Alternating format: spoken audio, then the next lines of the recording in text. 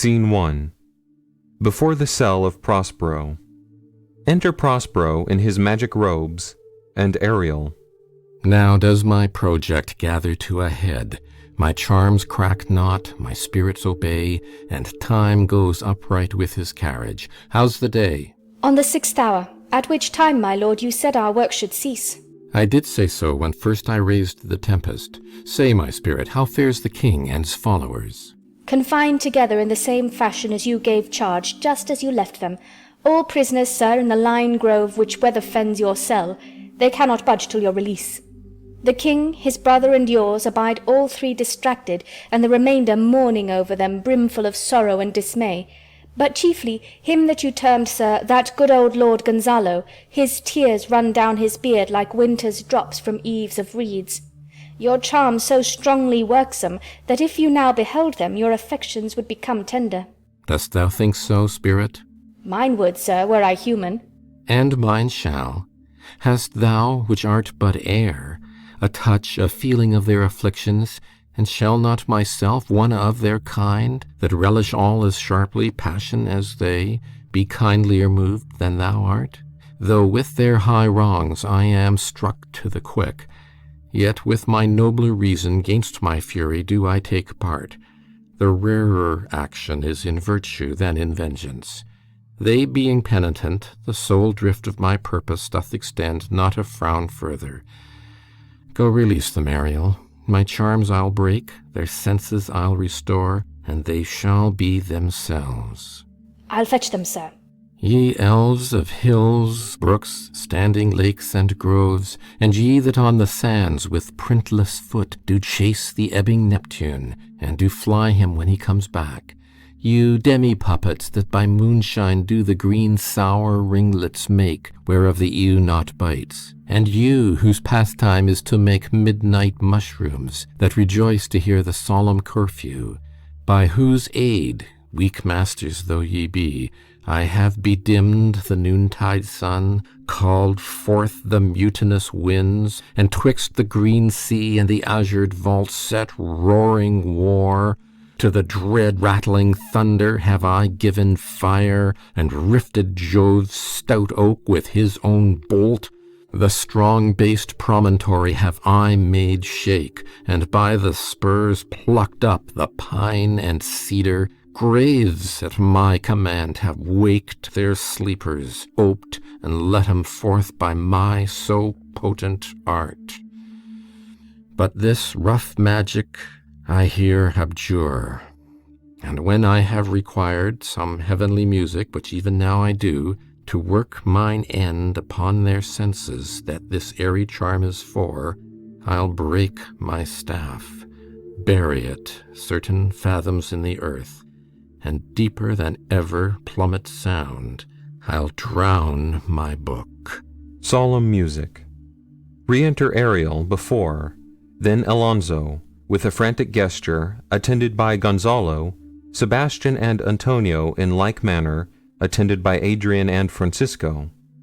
They all enter the circle which Prospero had made, and there stand charmed, which Prospero, observing, speaks, A solemn air, and the best comforter to an unsettled fancy, cure thy brains, now useless, boiled within thy skull. There stand, for you are spell-stopped.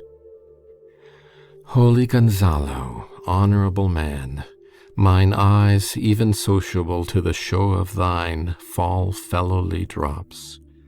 The charm dissolves apace, and as the morning steals upon the night, melting the darkness, so their rising senses begin to chase the ignorant fumes that mantle their clearer reason. O good Gonzalo, my true preserver, and a loyal sir to him thou followest, I will pay thy graces home both in word and deed. Most cruelly didst thou, Alonso, use me and my daughter. Thy brother was a furtherer in the act. Thou art pinched for it now, Sebastian. Flesh and blood, you brother mine, that entertained ambition, expelled remorse and nature, who with Sebastian, whose inward pinches therefore are most strong, would here have killed your king, I do forgive thee, unnatural though thou art. Their understanding begins to swell, and the approaching tide will shortly fill the reasonable shore that now lies foul and muddy. Not one of them that yet looks on me, or would know me. Ariel, fetch me the hat and rapier in my cell. I will discase me, and myself present as I was sometime Millen. Quickly, spirit, thou shalt ere long be free. Ariel sings and helps to attire him. Where the bee sucks, there suck I. In a cowslip's bell I lie, there I couch when owls do cry. On the bat's back I do fly, after summer merrily. Merrily, merrily shall I live now, under the blossom that hangs on the bough. Why, that's my dainty Ariel. I shall miss thee, but yet thou shalt have freedom. So. To the king's ship, invisible as thou art, there shalt thou find the mariners asleep under the hatches. The master and the boatswain being awake, enforce them to this place, and presently, I prithee. I drink the air before me, and return or ere your pulse twice beat. All torment, trouble, wonder, and amazement inhabits here. Some heavenly power guide us out of this fearful country. Behold, Sir King, the wronged Duke of Milan, Prospero.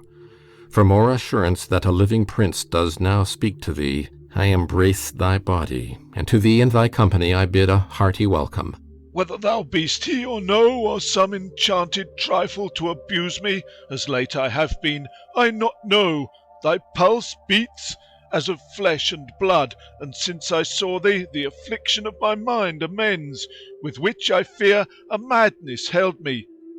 This must crave, and if this be at all, a most strange story. Thy dukedom I resign, and do entreat thou pardon me my wrongs. But how should Prospero be living and be here? First, noble friend, let me embrace thine age, whose honour cannot be measured or confined. Whether this be or be not, I'll not swear. You do yet taste some subtleties of the isle that will not let you believe things certain. Welcome, my friends all. Aside to Sebastian and Antonio. But you, my brace of lords, were I so minded, I here could pluck his highness' frown upon you, and justify you traitors. At this time I will tell no tales. Aside. The devil speaks in him. No. For you, most wicked sir, whom to call brother would even infect my mouth, I do forgive thy rankest fault, all of them, and require my dukedom of thee, which perforce I know thou must restore. If thou be'st Prospero, give us particulars of thy preservation, how thou hast met us here, who 3 hours since were wrecked upon this shore, where I have lost, how sharp the point of this remembrance is, my dear son Ferdinand. I am woe for it, sir. Irreparable is the loss, and patience says it is past her cure. I rather think you have not sought her help, of whose soft grace for the like loss I have her sovereign aid, and rest myself content. You the like loss! As great to me as late, and supportable to make the dear loss, have I means much weaker than you may call to comfort you, for I have lost my daughter. A daughter? Oh, heavens, that they were living both in Naples! The king and queen there! That they were, I wish myself were muddied in that oozy bed where my son lies. When did you lose your daughter? In this last tempest. I perceive these lords at this encounter do so much admire that they devour their reason, and scarce think their eyes do offices of truth, their words are natural breath. But howsoe'er you have been justled from your senses, know for certain that I am Prospero, and that very duke which was thrust forth of Milan, who most strangely upon this shore where you were wrecked was landed to be the lord on it. No more yet of this, for 'tis a chronicle of day by day, not a relation for a breakfast, nor befitting this first meeting. Welcome, sir. This cell's my court. Here have I few attendants. and subjects none abroad. Pray you, look in. My dukedom, since you have given me again, I will requite you with as good a thing. At least bring forth a wonder to content ye as much as me, my dukedom. Here, Prospero discovers Ferdinand and Miranda playing at chess. Sweet lord, you play me false. No, my dearest love, I would not for the world. Yes, for a score of kingdoms you should wrangle, and I would call it fair play. If this prove a vision of the island, one dear son shall I twice lose. A most high miracle. Though the seas threaten, they are merciful. I have cursed them without cause. Kneels. Now all the blessings of a glad father compass thee about. Arise and say how thou camest here. Oh, wonder! How many goodly creatures are there here! How beauteous mankind is! Oh, brave new world that has such people in it! 'Tis new to thee. What is this maid with whom thou wast at play? Your eldest acquaintance cannot be 3 hours. Is she the goddess that hath severed us, and brought us thus together? Sir, she is mortal, but by immortal providence she's mine. I chose her when I could not ask my father for his advice, nor thought I had one. She is daughter to this famous Duke of Milan, of whom so often I have heard renown, but never saw before, of whom I have received a second life, and second father this lady makes him to me. I am hers, but oh, how oddly will it sound that I must ask my child forgiveness. There, sir, stop. Let us not burthen our remembrances with a heaviness that's gone. I have inly wept, or should have spoken ere this. Look down, you gods, and on this couple drop a blessed crown, for it is you that have chalked forth the way which brought us hither. I say amen, Gonzalo. Was Milan thrust from Milan that his issue should become kings of Naples? Oh, rejoice beyond a common joy, and set it down with gold on lasting pillars. In one voyage did Claribel her husband find at Tunis, and Ferdinand her brother found a wife where he himself was lost, Prospero his dukedom in a poor isle, and all of us ourselves when no man was his own. To Ferdinand and Miranda. Give me your hands. Let grief and sorrow still embrace his heart that doth not wish you joy. Be it so. Amen. Re-enter Ariel, with the master and the boatswain amazedly following. Oh, look, sir, here is more of us. I prophesied, if a gallows were on land, this fellow could not drown. Now blasphemy, that swearest grace o'er board, not an oath on shore. Hast thou no mouth by land? What is the news?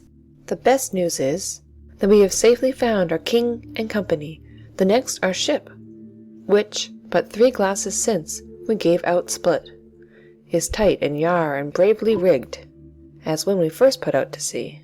Aside to Prospero. Sir, all this service have I done since I went. Aside to Ariel. My tricksy spirit. These are not natural events. They strengthen from strange to stranger. Say, how came you hither? If I did think, sir, I were well awake, I'd'll strive to tell you. We were dead of sleep, and, how we know not, all clapped under hatches, where, but even now, was strange and several noises of roaring, shrieking, howling, jingling chains, and more diversity of sounds, all horrible. We were awaked, straightway, at liberty, where we, in all her trim, freshly beheld our royal, good, and gallant ship, our master, capering to eye her, on a trice, so please you, even in a dream, were we divided from them, and were brought moping hither. Aside to Prospero. Wast well done? Aside to Ariel. Bravely, my diligence, thou shalt be free. This is as strange a maze as e'er men trod, and there is in this business more than nature was ever conduct of. Some oracle must rectify our knowledge. Sir, my liege, do not infest your mind with beating on the strangeness of this business. At picked leisure, which shall be shortly, single I'll resolve you, which to you shall seem probable, of every these happened accidents. Till when, be cheerful, and think of each thing well. Aside to Ariel. Come hither, spirit. Set Caliban and his companions free. Untie the spell. How fares my gracious sir? There are yet missing of your company some few odd lads that you remember not. Re-enter Ariel, driving in Caliban, Stephano, and Trinculo in their stolen apparel. Every man shift for all the rest, and let no man take care for himself, for all is but fortune. Coraggio, bully monster, coraggio. If these be true spies with which I wear my head, here's a goodly sight. Oh, Setobos, these be brave spirits indeed. How fine my master is. I am afraid he will chastise me. Ha ha! What things are these, my lord Antonio? Will money buy 'em? Very like. One of them is a plain fish, and no doubt marketable. Mark but the badges of these men, my lords, then say if they be true. This misshapen knave, his mother was a witch, and one so strong that could control the moon, make flows and ebbs, and deal in her command without her power. These three have robbed me, and this demi-devil, for he's a bastard one, had plotted with them to take my life. Two of these fellows you must know and own. This thing of darkness I acknowledge mine. I shall be pitched to death. Is not this Stephano, my drunken butler? He is drunk now. Where had he wine? And Trinculo is reeling ripe. Where should they find this grand liquor that hath gilded them? How camest thou in this pickle? I have been in such a pickle since I saw you last. I fear me will never out of my bones. I shall not fear fly-blowing. Why, how now, Stephano? Oh, touch me not. I am not Stephano, but a cramp. You'd be king of the isle, sirrah. I should have been a sore one then. This is a strange thing as e'er I looked on. Pointing to Caliban. He is as disproportioned in his manners as in his shape. Go, sirrah, to my cell. Take with you your companions. As you look to have my pardon, trim it handsomely. Aye, that I will. And I'll be wise hereafter, and seek for grace. What a thrice double arse was I to take this drunkard for a god, and worship this dull fool. Go to, away.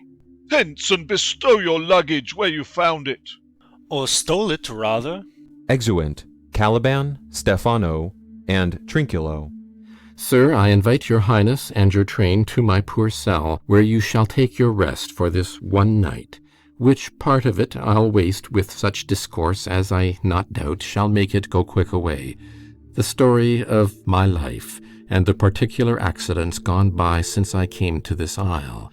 And in the morn I'll bring you to your ship, and so to Naples, where I have hope to see the nuptial of these our dear beloved solemnized, and thence retire me to my Milan, where every third thought shall be my grave. I long to hear the story of your life, which must take the ear strangely. I'll deliver all, and promise you calm seas, auspicious gales, and sail so expeditious that shall catch your royal fleet far off. Aside to Ariel. My Ariel chick, that is thy charge. Then to the elements be free, and fare thou well. Please you, draw near. End of Act 5. Epilogue. Spoken by Prospero. Now my charms are all o'erthrown, and what strength I have's mine own, which is most faint. Now 'tis true I must be here confined by you, or sent to Naples. Let me not, since I have my dukedom got and pardoned the deceiver, dwell on this bare island by your spell, but release me from my bands with the help of your good hands. Gentle breath of yours my sails must fill, or else my project fails, which was to please.